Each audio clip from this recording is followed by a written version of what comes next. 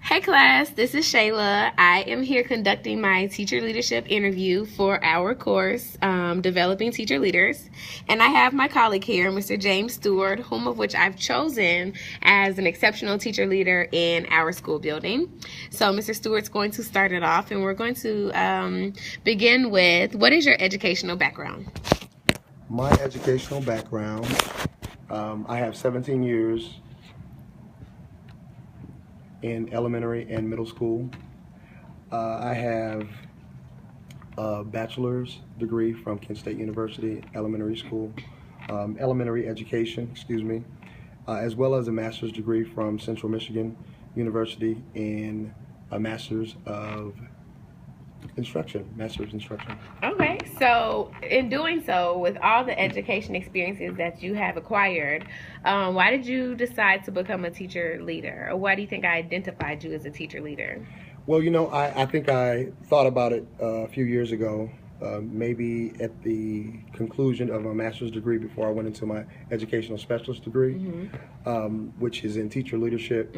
I had to make a decision between educational leadership or teacher leadership. Okay. And I thought that to empower teachers and to be an advocate for those who are my colleagues was more important for me as opposed to being an administrator at this point. Okay. Going to go through these pretty quickly. What are 3 qualifications, and you can name more or less, what are 3 qualifications a teacher leader must have to be an effective leader? Well, I know for me, teacher leaders should definitely help other teachers realize their professional worth. Yeah. Also, a teacher leader should definitely be an advocate for those in his or her community as far as stakeholders in school buildings and churches, even though there's a separation between church and state, it still does connect. But more so it falls along the baseline of empowering someone's individual skills or some sort of something that they possess innately that they may not already know that harbors within them. Within them, absolutely. Okay. And who decides on the qualifications of the teacher leader? Is it the power of the principal, the state?